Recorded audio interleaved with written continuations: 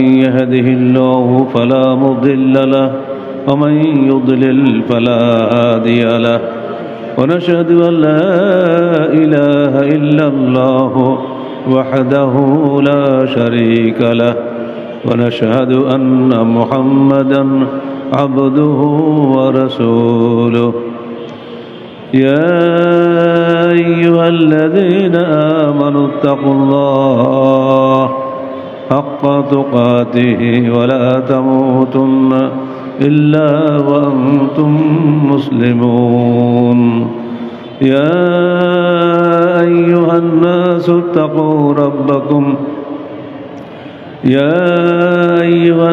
اتقوا ربكم الذي خلقكم من نفس واحدة وخلق منها زوجها وبث منهما رجالا كثيرا ونساء واتقوا الله الذي تساءلون به والأرحام إن الله كان عليكم رقيبا يا أيها الذين آمنوا اتقوا الله وقولوا قولا سديدا يصلح لكم أعمالكم ويغفر لكم ذنوبكم ومن يطع الله ورسوله فقد ضل ضلالا بعيدا فقد فاز فوزا عظيما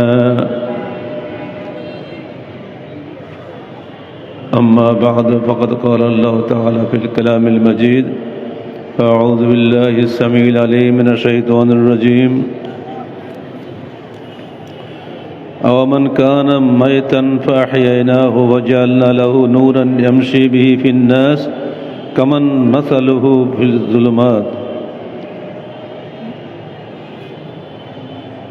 ليس بخارج منها كذلك زين للكافرين ما كانوا يعملون وكذلك جعلنا في كل قرية أكابر مجرميها ليمكروا فيها وما يمكرون إلا بأنفسهم যে ব্যক্তি মৃত ছিল তাকে আমি জীবিত করলাম, তার জন্য আলোর ব্যবস্থা করলাম যার সাহায্যে সে মানুষের মাঝে চলাফেরা করে। সে কি তার মতো যে অন্ধকারে নিমজ্জিত, যা থেকে সে কখনো বেরিয়ে আসতে পারবে না?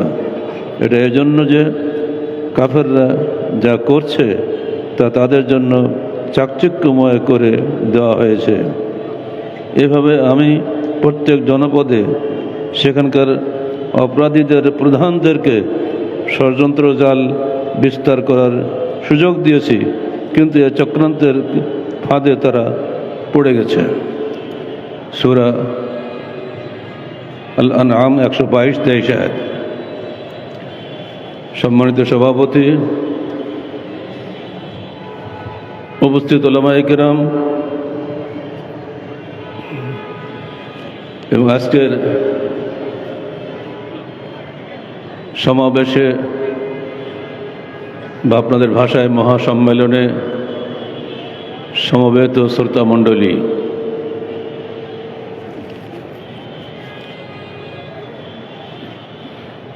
গতকালকে এখানেও আরেকটি সম্মেলন হয়ে গেছে, আজকে আরেকটি সম্মেলন হচ্ছে কুমিল্লার টাউন হল ময়দান। অনেক কিছু স্মৃতির বাহক মনে পড়ে 2013 সালের 5ই জানুয়ারিতে আমরা এখানে সর্বশেষ সম্মেলন করেছিলাম।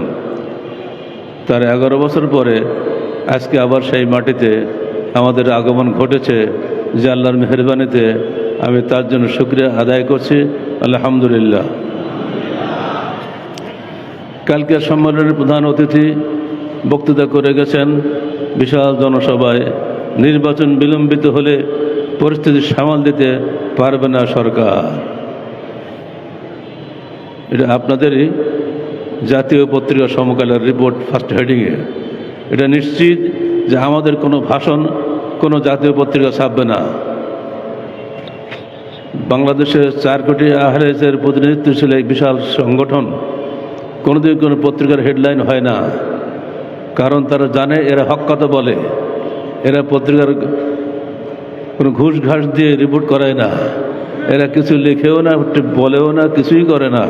এদেরকে দিয়ে লাভটা কি? না, যদি এটা সত্য কথা লিখে থাকেন তাহলে আমরা এর প্রতিবাদ করছি। নির্বাচন বিলম্বিত হলে পরিস্থিতি সামাল দিতে পারবে না সরকার। বর্তমান যে সরকার আছে এই সরকারকে এটা হুমকি দেওয়া হচ্ছে, হয় নির্বাচন দাও, নাহলে তুমি মরলে বলি। একটা নির্বাচিত সরকারকে হটিয়ে দিয়ে অভ্যুত্থান পরবর্তী সরকার চলছে। এই সরকার এইভাবে চলুক নির্দলীয়ভাবে, এটাই আমরা মনে প্রাণে কামনা করি। আপনার কি মনে করেন না?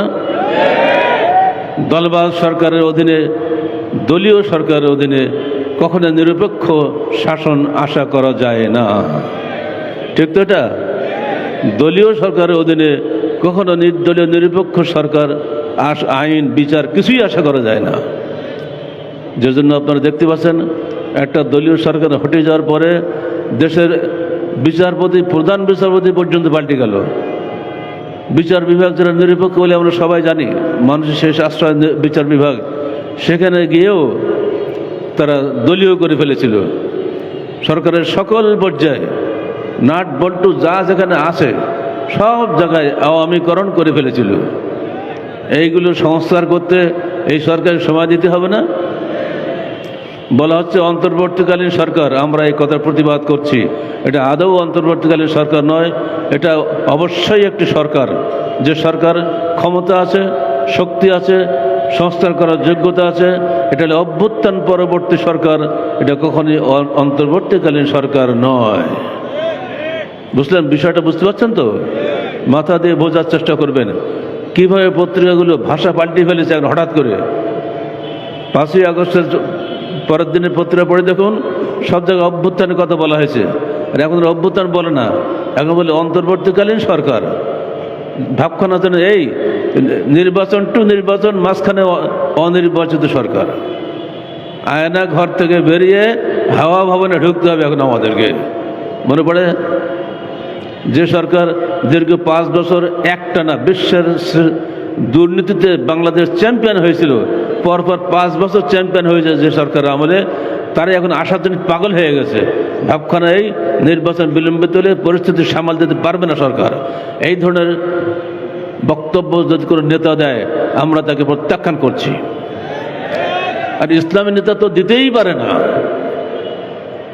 জাতীয়তাবাদী, সেকুলার, এরা যা খুশি বলতে পারে, কারণ এদের কাছে ইসলাম প্রতিষ্ঠা করার কোনো ওয়াদা নাই, অঙ্গীকারও নাই।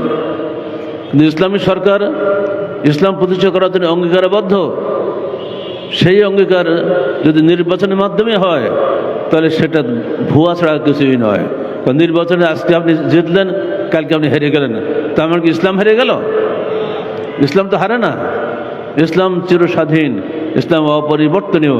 ইসলামের কোনো বাণী, ইসলামের কোনো সত্য কোনোদিন মিথ্যা প্রমাণিত হয় নাই, হবেও না কোনো দিন। অর্থাৎ আপনি জিতলেন কি হারলেন এটার উপর ইসলামের সত্যতা নির্ভর করে না। বন্ধুরা আমার, আল্লাহ বলছেন আমা কানা লিমুমিনিন ওয়ালা মুমিনাতিন ইযা কাদাল্লাহু আমরান আন ইয়াকুনা লাহুমুল খিয়ারাতু মিন আমরিহিম ওয়া মান ইয়াসিল্লাহা ওয়া রাসূলাহু ফাকাদ দাল্লা দালালাম মুবিনা। কোনো মুমিন পুরুষ হোক আর নারী হোক, যখন আল্লাহর পক্ষ থেকে কোনো বিধান আসে তার কোনো ইখতিয়ার নেই তার বিরোধিতা করার। যে ব্যক্তি আল্লাহ বা তার রাসূলের আদেশের বিরোধিতা করবে সে ব্যক্তি স্পষ্ট ভ্রান্তিতে নিক্ষিপ্ত হবে। আল্লাহ এবং তার রাসূলের বিরোধিতা করার পরিণাম হচ্ছে পথভ্রষ্ট হওয়া। কে সরকার হবে না হবে এটা আল্লাহর ইচ্ছা, বান্দার ইচ্ছা নয়। আজকের যে সরকার এসেছে এদের নামও কখন আমরা শুনেছি কি? এসেছে কোথার থেকে আসলো? আসমানের ফেরেশতার মতন হঠাৎ করে নেমে চলে আসলো। ছোট্ট ছোট কটা ছেলেবেলে কী সব করলো, ঢাকায় পড়ে সমস্ত দেশ পরিবর্তন হয়ে গেল। এটা কি বলবেন আপনি? মজলুম মানবতার ব্যাকুল আর্তনাদের বাস্তব ফলাফল আল্লাহর পক্ষ থেকে হয়েছে। এদের মাধ্যমে আল্লাহ কিছু বান্দার মাধ্যমে এটা করিয়েছেন। এটা সম্পূর্ণরূপে আল্লাহর ইচ্ছায় হয়েছে, বান্দার ইচ্ছা হয় নাই। আল্লাহ কি বলেন নেই, তুইজ্জু মান তাশাউ ওয়া তুযিল্লু মান তাশাউ বিয়াদিকাল খায়র তুতিল মুলকা মান তাশাউ, যাকে খুশি তিনি রাজত্ব দান করেন, যার কাছ থেকে খুশি তিনি রাজত্ব ছিনিয়ে নেন। এটা বাস্তব। এই আয়াতটার বিশ্বের তৃতীয় বৃহত্তম মুসলিম রাষ্ট্র বাংলাদেশে ঘটে গেল যে তিনি মুলক দিয়েছিলেন, রাজত্ব ক্ষমতা এক ব্যক্তির হাতে, ও তানজিল মুলক মিম্মান তাশা, ছিনিয়ে নিলেন আবার তার কাছ থেকে। কাকে দেবেন তা তিনি ভালো জানেন। যাদেরকে দিয়েছে তার তো কোনো ক্ষতি করছে না। আমরা নিরপেক্ষভাবে পর্যবেক্ষণ করব, সরকার হোক আর সমাজ নেতা হোক, যিনি হোক না কেন, যখনই কোরআন এবং সহিহ হাদিসের বিপরীত কোনো কাজ তারা করবে, আমরা সঙ্গে সঙ্গে প্রতিবাদ করব। আমরা তাদেরকে পরামর্শ দেব, আমরা তাদেরকে গাইডলাইন দেব। এটাই হবে কর্তব্য সাধারণ নাগরিকদের। এ বিষয়ে আল্লাহ রসুলের স্পষ্ট হাদিস রয়েছে। আল্লাহ রসুল বলছেন, দেখো আমার পরে তোমাদের কাছে অনেক নেতা আসবে, তার এফুনাও তনকেও না, যাদের অনেক কাজ তোমরা ভালো মনে করবে, অনেক কাজ তোমরা অপছন্দ মনে করবে। ফামান আনকারা ফাকাত বারিয়া, যে ব্যক্তি তাদের অন্যায় কাজের প্রতিবাদ করবে সে দায়মুক্ত হয়ে গেল। ফামান কারেহা, আর যে ব্যক্তি তাদের অন্যায় কাজের অপছন্দ করলো সে ব্যক্তিও বেঁচে গেল। কিন্তু যে ব্যক্তি তাদের অন্যায় কাজের অনুসরণ করলো,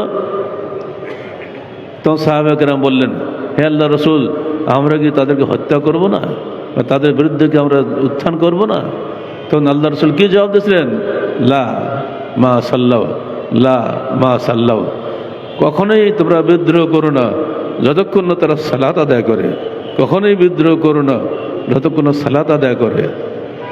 এরপরও আল্লাহ রসুল বলছেন, যদি তোমার মধ্যে এমন জালেম সরকার আসে যে সে তোমাদের কোনো কথাই শুনছে না, তো তাদের সম্পর্কে তিনি বলে দিচ্ছেন, আদ্দু ইলাইহিম হাক্কাহুম ওয়াসালুল্লাহ হাক্কাকুম, তোমরা সরকারের হক, খাজনা, ট্যাক্স তাকে দিয়ে দাও, আর তোমাদের হক আল্লাহর কাছে চাও, কিন্তু কোনো অবস্থায় বিদ্রোহ করো না।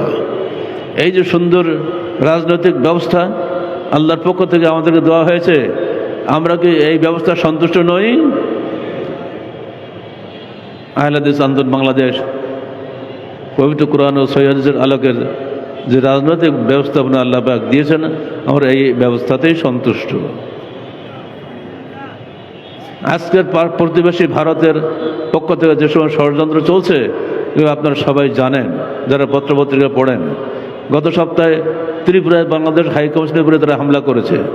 আবার আগামী 10ই ডিসেম্বরে দিল্লি হাইকমিশনের উপরে তারা হামলা করবে ঘোষণা দিয়েছে তারা। 1989 সালে বঙ্গভূমি আন্দোলন শুরু করেছিল জনকীয় কালিদাস বৈদ্যের নেতৃত্বে। খুলনা, যশোর, পুরো এলাকাটা তারা ছিনিয়ে নেওয়ার জন্য, তখনও তারা ব্যর্থ হয়েছে। পরে আবার 1997 সালে পার্বত্য চুক্তির মাধ্যমে বাংলাদেশের 1/10 দখল করার একটা নীল নকশা তারা এঁকেছিল সন্তু নার্মার মাধ্যমে। কিন্তু সন্তু নার্মা তো আসলে ভারতের নাগরিক। অবশেষে চুক্তির পরে সে বাধ্য হয়ে বাংলাদেশের নাগরিকত্ব নিয়েছে। সে তো পুরো ভারতের থেকে এক কথার দালাল। ফলে বাংলাদেশের চারিদিকে শকুনি থাবা বিস্তার করেছে। এই অবস্থায় বাংলাদেশের নাগরিকদের যদি বিভক্ত করা দলীয়ভাবে, আপনি এই দল, উনি ওই দল, উনি ওই দল, আরও আমরা দুর্বল হয়ে যাব না? এই মুহূর্তে আমাদের সবচেয়ে বড় কর্তব্য হলো জাতীয় ঐক্য। যে সরকার আছে, অভ্যুত্থান পরবর্তী সরকার, এটা আল্লাহর দান। তাদের যে কোনো ভালো কাজের পিছনে আমরা সহযোগিতা করে যাব, যে কোনো মন্দ কাজের পিছনে আমরা তাদেরকে পরামর্শ দেব, তাদেরকে প্রতিবাদ করব, কিন্তু কোনো অবস্থাতেই সেখান থেকে আনুগত্যের হাত ছিনিয়ে নেব না। এই মৌলিক কথাগুলি আমি শুরুতেই বলে দিলাম, কারণ আজকে কুমিল্লায় নেমেই এই পত্রিকা আমার হাতে আসলো, আমি হতভম্ব হয়ে গেলাম। কী করে একজন ইসলাম নেতা কথা বলতে পারেন? বিশাল মানুষের ঢল নামিয়ে মানুষকে স্তম্ভিত করে দেওয়ার নাম আন্দোলন নয়। মানুষের আকীদা বিশ্বাসের মধ্যে কোরআন এবং সুন্নাহর মূল বাণী মাধ্যমে পরিবর্তন করাটাই হলে মূল আন্দোলন। তার মাধ্যমে বাংলার জমিনে একদিন নতুন আন্দোলন আসবে, যে আন্দোলন হয়তো আমরা দেখতে পাবো না, কিন্তু তারুণ্যের সেই বিপ্লব আমরা কামনা করি আল্লাহর কাছে। হে আল্লাহ, তুমি এমন কিছু তরুণ মুসলিমকে দেশে পাঠিয়ে দাও যারা পুনরায় তোমার দিনকে বিজয়ী করার ক্ষমতা রাখে এবং সারা বাংলাদেশ স্বতঃস্ফূর্তভাবে যেন তাদেরকে বরণ করে নেয়। বন্ধুরা আমার, আহলে হাদিস আন্দোলন বাংলাদেশ জীবনের সর্বক্ষেত্রে পবিত্র কোরআন ও সহিহ আলোকে জীবন করতে চায়।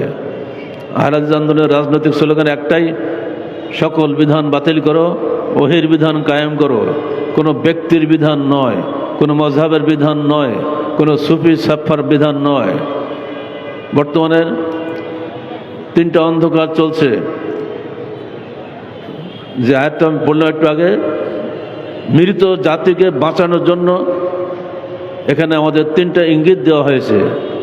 এক, মানুষ ধোকায় পড়েছে তিনটা ধোকার মধ্যে, যে কারণে তার হৃদয়টা মরে গেছে। যেন মরা অন্তরকে আল্লাহ জাগিয়ে তুলেছেন ইমানের মাধ্যমে। সেই মরা অন্তরটা আমরা আবার মরে গেছে কিভাবে? আমরা সবাই ইমানদার, কিন্তু ইমান থাকতো আমরা আমাদের অন্তর মরা। মৌলিকভাবে তিনটি ধোকার মাধ্যমে আমাদের হৃদয়ে মরে গেছে। এক নম্বর ধোকা, নির্বাচনের ধোকা। নির্বাচনে জিততে না পারলে আমি দেশের নেতা হব কী করে? রাজনৈতিক দল ছাড়া দেশ চালাবে কারা? এটা একটা পরিষ্কার ধোকাবাজি। এই ধোকার মধ্যে আমরা সবাই পড়ে গেছি। এজন্য এমন এমন রাজনৈতিক দল বাংলাদেশে গজিয়েছে, ওয়ান ম্যান ওয়ান পার্টি, টাকার গরম আছে। অসংখ্য দলে বিভক্ত হয়ে দেশটাকে একদম সারখার করে ফেলে দিয়েছে। না, এটা একটা ধোকা মাত্র। বহু পূর্বে, ১,৫০০ বছর পূর্বে আল্লাহ পাক আয়াত নাজিল করে বলে দিয়েছেন, দেখো হে মুহাম্মদ, ওয়াইন তুতাই আকসারা মান ফিল আরদি ইউদিল্লুকা আন সাবিলিল্লাহ ইন ইয়াত্তাবিউনা ইল্লা যান্না ওয়া ইন হুম ইল্লা ইয়াখরুসুন। হে মুহাম্মদ, খবরদার, যদি তুমি অধিকাংশ লোকের কথা শুনে কাজ করো তো তারা তোমাকে অবশ্যই পথভ্রষ্ট করে ফেলবে।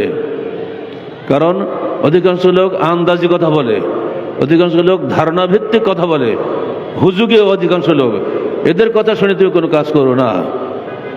দূর অতীতে আরবের সেই জাহেলি যুগে যখন সমস্ত লোক তার বিরুদ্ধে ছিলেন, তিনি একাই ছিলেন হকের দাওয়াতদাতা। তাওহীদ, রিসালাত, আখিরাতের মিশন নিয়ে তিনি জনগণের কাছে গিয়েছেন। গালি খেয়েছেন, মার খেয়েছেন, বিতাড়িত হয়েছেন, হিজরত করেছেন, জন্মস্থান ছেড়ে মদিনায় চলে গিয়েছেন। তথাপি তাওহীদ, রিসালাত, আখিরাতের বাণী তিনি ছাড়েন নাই। আমরাও ঠিক তাই বাংলার জমিনে আঁকড়ে থাকবো। কোনো অবস্থায় ইহুদি নাসারদের চালান করায় বাতিল রাজনীতির মধ্যে আমরা কোশ্চেনগুলো ছড়তে পারি না। এই একটা ধোকার অন্ধকার মনে রাখবেন। ২ নম্বর ধোকার অন্ধকার হচ্ছে আমাদের সামনে, আমাদের ইমানটা মরে গেছে কোথায়? ওসিলা পূজার ধোকা। আমরা মনে করি অমুকের ওসিলা না হলে আমি এদেশে বাস করতে পারবো না। দেখবেন খেয়াল করে, যদি আমি এখানে রাজনৈতিক নেতা হতাম, ডাইনে বামে ফেরেশতা লেগে থাকতো, মানে মানুষ রূপী ফেরেশতা আপনার লেগে থাকতো, এমন করে আমার হাঁটা চলার সুযোগ থাকতো না। উদ্দেশ্য, ওনাকে খুশি করতে পারলে যদি একটা বাজেট পাই, যদি এলাকায় একটা প্রজেক্ট পাই, যদি না কিছু পাওয়া যায়, দুনিয়াবি স্বার্থে কিলমিল করতেন আপনারা আমার চারিপাশে। এটা একটা ধোকা। মানুষ দুর্বল, তাকে খুশি করার জন্য যত রকম পন্থা আছে, শয়তান সব পন্থা মানুষকে শিখিয়ে দেয়। এই ওসিলা হলো রাজনৈতিক ওসিলা। আর একটা ওসিলা হচ্ছে ধর্মীয় ওসিলা, পীর আউলিয়াদের ওসিলা। দেখবেন যে সমস্ত রাজনৈতিক নেতা ইলেকশনে দাঁড়ায়, তারা কোনো না কোনো পীরের দরগে আগে চলে যায়, গিয়ে সেখানে দোয়া চায় যে তুমি আমার ইলেকশনে যাতে পাশ হয় সেই দোয়া করো। যত বড় বড় নেতা সবাই এগুলো করেছে, আগামীতেও করবে। কিন্তু আমি ধন্যবাদ জানাই ডক্টর ইউনূসকে, তিনি কোনো পীরের দরগায় যান নাই। গেছে যে ছেলেপিলিগুলো এখন চলছে, চালাচ্ছে, নাহিদ ইসলাম, সার্জিস আহমদ, এই যে ছেলেরা কোনো কবরে গেছে বলে আপনারা শুনছেন নাকি? কিন্তু আপনি যেই রাজনীতিতে নামবেন, আপনি ইলেকশনের সময় ক্যাম্পেইন শুরু করবেন আগে কবর থেকে, হয় শর্ষিনা পীরের কাছে যাবেন, না ওই কি সিলেটে একটা পীর আছে না, কী নাম, শাহজালালের দরগায় যাবেন, কোনো না কোনো একটা পীরে যেতেই হবে। যে আসাদুজ্জামান নূর কয়েকদিন আগে ধরা পড়লো না, ও তো সব জায়গায় না, ও তো নীলফামারীর এমপি। ও দেখছে যে আচ্ছা নীলফামারী কোনো বড় পীরটি তো নাকি কোথায় যাওয়া যায়, শেষকালে ওদের বাড়ির ধারে একটা ছোটোখাটো পীর ছিল, সেখান থেকে হাঁটু গেড়ে বসে বলছে আমি দে বাবা আমি যেন পাশ করে তুই আমাকে দোয়া করিস। এই ধর্মের নামে অছিলা পূজা, রাজনীতির নামে অছিলা পূজার এই ধোকার মধ্যে পড়ে মুসলমান ইসলামের আলো থেকে বঞ্চিত হয়েছে। আল্লাহ বলছেন আকাবেরে মুজরিমিহা, জনপদের সবচেয়ে বড় পাপীগুলোই এই কাজগুলি করে। জনপদের সবচেয়ে বড় পাপী যারা, সবচেয়ে বড় পাচারকারী, আজকাল তার বড় পাপী কারা তো আমাদের টেরি পাচ্ছে না। এখন কে কোথায় ফেলে যে পালিয়েছে কোনো ঠিক ঠিকানা নেই। এই ব্যাপারে আমাদের একটা সাজেশন আছে, সরকার মানবে কিনা জানি না, আপনার কাছে বলি। একজন ব্যবসায়ী বা শিল্প মালিক, তার 1 লাখ 2 লাখ কর্মচারী, ওই শিল্প মালিকের নিজস্ব মেধা এবং যোগ্যতার মাধ্যমে তিনি যেভাবে তার শিল্পটাকে বাঁচিয়েছিলেন, তাকে যদি আমরা কারাগারে আটকে রাখি, তার এই প্রতিষ্ঠানটা লস খাবে। যতই আপনি সেখানে রিসিভার বসান, সে কখনোই অত সুন্দর করে চালাতে পারবে না। এখানে একটা পরামর্শ আমাদের থাকবে, এই আপনারা তাদেরকে জেলে না রেখে বাংলাদেশে স্বাধীনভাবে কাজ করার সুযোগ দেন, তবে পাসপোর্টগুলো আটকে রাখেন, তারা বিদেশে যেতে না পারে। তাকে পুরো বাংলাদেশটাকে চলাফেরা করার এবং তার শিল্প কারখানা চালানোর যতটুকু ক্ষমতা দরকার, ততটুকু সীমিত ক্ষমতা আপনি তাদেরকে দেন। হয়তো জেলখানে খাওয়া দাওয়া করে লাভটা কি? এই শিল্প যদি শেষ হয়ে যায়, বাংলাদেশ অচল হয়ে যাবে না? সেজন্য অন্যরা কে সাজেশন দিচ্ছে জানি না, আহলে হাদিস বাংলাদেশের পক্ষ থেকে আমাদের সাজেশন থাকবে এটাই, তাদেরকে ছেড়ে দেন, তারা স্বাধীনভাবে ঘুরুক, শিল্পগুলো আবার জেগে উঠুক। শিল্প কারখানা না থাকলে একটা দেশ বাঁচতে পারে না। বড় বড় ব্যবসায়ী আসতে আটকে আসেন, আটকে রেখে লাভটা কি? ও তো এমনি মরবে না খেয়ে, বা হয়তো অনেক 10 বছর জেল দেবেন, তা আবার সরকার পাল্টাবে, আবার বেরিয়ে আসবে। এসব খেলা না করে যতদিন পারেন তাদেরকে দিয়ে কাজ করা, বড় ব্যবসা করুক, শিল্প পরিচালনা করুক, কিন্তু পাসপোর্ট দেবেন না, তুমি পালাতে পারবে না, দেশের মধ্যে থাকা লাগবে। এটা যদি করেন তাহলে হয়তো বা শিল্পগুলো বাঁচতে পারে। নাহলে বাংলাদেশ এখন যে অবস্থা এসেছে, মহা ক্ষতির মধ্যে রয়েছে। সেই সঙ্গে প্রতিবেশী ভারত অত্যন্ত দুর্দমনীয় কাজ করে যাচ্ছে, যেগুলো কোনো মানুষ, কোনো প্রতিবেশী আশা করতে পারে না।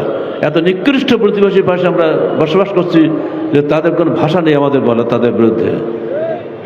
এগুলো আমাদেরকে বাস্তবতার কারণে বলতে হচ্ছে, নইলে প্রতিবেশী সুন্দর হোক এটা আমরা সবসময় কামনা করি। আহলে হাদিস আন্দোলন বাংলাদেশ এদেশের রাজনীতি, অর্থনীতি, ধর্মনীতি সব কাজেই সংস্কার চাই। যেখানে কুসংস্কার, সেখানে আমাদের সংস্কারের আওয়াজ থাকবে। আমরা আমাদের জাতিকে গড়ে তুলতে চাই, ছোট থেকে বয়স্ক পর্যন্ত তাদেরকে সুন্দরভাবে গড়ে তোলার জন্য আমরা পরিকল্পনা নিয়েছি। আপনার ইতিপূর্বে সব বক্তব্য আপনারা শুনেছেন। আহলে হাদিস আন্দোলন বাংলাদেশ একটা কমপ্লিট, ইসলামকে কমপ্লিট কোড অফ লাইফ বলে মনে করে। ইসলাম শুধু সালাত, সিয়াম, হজ, যাকাতের নাম নয়, ওর সার্বিক জীবনকে আল্লাহর পথে পরিচালনার জন্য একটা সুনির্দিষ্ট পথপন্থা আমরা বলে দিয়েছি। সেইভাবে আমরা দেশকে পরিচালনা করার জন্য এগিয়ে যাচ্ছি। শুধু 4 কোটি বা 3 কোটির সংখ্যা বড় কথা নয়, প্রতিদিন তো সংখ্যা আমাদের বাড়ছে। মানুষ প্রতিদিন হকের আওয়াজ শুনছে এবং তার মাধ্যমে তারা এগিয়ে আসছে। এতদিন তাদেরকে যে অন্ধকার রাখা হয়েছিল যে 4 মুযাব মানে ফরজ, 4 মুযাব না মানলে তোমার জান্নাত পাবে না, এই ধোঁকা তাদের এখন কেটে গেছে। এখন ওই ধোঁকার মধ্যে ফেলে কোনো লাভ হচ্ছে না। গুরু বিনা মুক্তি নাই, পীর ছাড়া উপায় নাই। এই যে ধোঁকার দিন ছিল, সে ধোঁকা এখন কেটে গেছে। এমনকি কোরআনের একটা আয়াত দিয়ে, কত নম্বর সূরা ইউনূস 62 নম্বর আয়াত দিয়ে ধোঁকা দেওয়া হতো যে আউলিয়াদের পূজা করা ব্যতীত আখিরাতে কোনো মুক্তি নাই। এসব ধোঁকা আজকাল কেটে গেছে। যারা এই ধোঁকার মধ্যে আছেন এখনো পর্যন্ত, তাদেরকে বলছে ধোঁকা থেকে বেরিয়ে আসেন। এইসব ধোঁকা থেকে বেরিয়ে আসতে পারলে ইনশাল্লাহ আপনি পবিত্র কোরআন ও সহিহ হাদিসের রাজপথের আলো দেখতে পাবেন। আলো একবার আসলে আপনি আর অন্ধকারে ফিরে যাবেন না। যারা একবার আলোর পথ পায় তা আলোর পথেই থাকে। আজকের কুমিল্লা টাউন হল ময়দানে যে বিশাল জনসভা, গত 10 বছর আগে কিন্তু এত বড় জনসভা হয় নাই। আজকে তার বোধহয় 2 বা 3 গুণ বেশি হবে। তখনও ছিল যিনি সভাপতি শফিউল্লাহ, এখনও আমি এসেছি প্রধান অতিথি। একইভাবে আমরা দুজনেই সেই 1985 থেকে আজ 2024 পর্যন্ত 24 আর ওদিকে 15, এই 39 বছর একসঙ্গে আমরা কুমিল্লায় দাওয়াতি কাজ করে যাচ্ছি। তার মধ্যে যে কিছু ফসল হয়েছে দেখতেই পাচ্ছি আমরা এখানে। এছাড়াও আরও অনেকে আসতে পারেনি। যারা আসতে পারেননি তাদের জন্য আমরা দোয়া করছি, যদি অসুস্থ থাকেন আল্লাহ তাদেরকে সুস্থতা দান করুন। যারা মৃত্যুবরণ করেছেন আমার বন্ধু অনেকে ছিলেন, অনেককে দেখছি না, আল্লাহ তাদেরকে জান্নাতের ফেরদৌস নসিব করুন। এবং যারা আপনারা এসেছেন তাদেরকে আমরা আন্তরিক মোবারকবাদ জানাচ্ছি। আপনারা চাচ্ছেন আমি ঘন্টার পর ঘন্টা বক্তৃতা করি, কিন্তু না,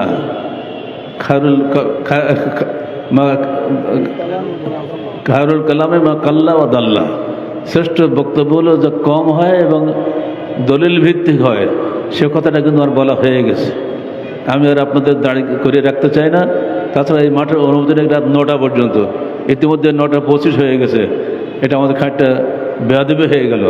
আমি মাঠ কর্তৃপক্ষের কাছে অনুরোধ জানাচ্ছি আপনারা এই বেয়াদবিটি ক্ষমা করবেন। আর আমাকে যেহেতু 9টায় উঠানো হয়েছে, আমার হাতে কোনো ক্ষমতা ছিল না। আপনাদেরকে ধন্যবাদ জানাচ্ছি। আবারও দেখা হবে। আহলে হাদিস আন্দোলনের বাণী আপনার কুমিল্লার কর্নারে কর্নারে পৌঁছে দেন, কারণ সর্বত্র এই বিশুদ্ধ বাণীর আলোকে মানুষ তাদের জীবন গড়ে তোলার চেষ্টা করে। আকুল কওলি হাযা আস্তাগফিরুল্লাহ লি ওয়া লাকুম ওয়া লিসাইরিল মুসলিমিন। আসসালামু আলাইকুম ওয়া রাহমাতুল্লাহি ওয়া বারাকাতুহু।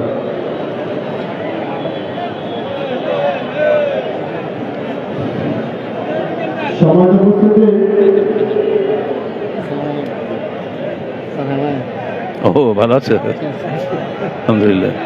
তুমি খুব বুড়া হয়ে গেছো মনে হচ্ছে।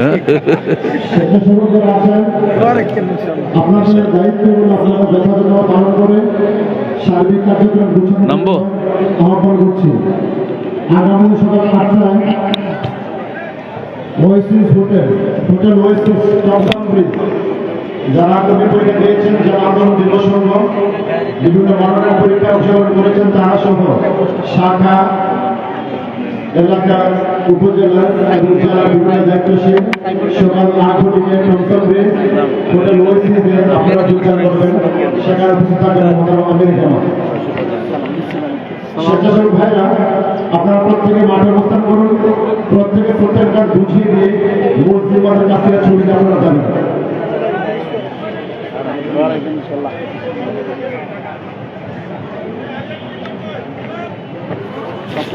তিনটি মাহফিলের ঘোষণা। কোরপাই আব্দুল আজিজ আজিয়া মহিলা মাদ্রাসার মাহফিল 23শে ডিসেম্বর, একলারাপুরের মাহফিল 30শে ডিসেম্বর, সদনা কোরআনিয়া হাফিজিয়া মাদ্রাসার মাহফিল 2 জানুয়ারি। সম্মানিত উপস্থিতি, এ পর্যায়ে সমাপনী ভাষণ পেশ করছেন আজকের বৈঠকের সম্মানিত সভাপতি জনাব মাওলানা মুস্তাফিউল্লাহ।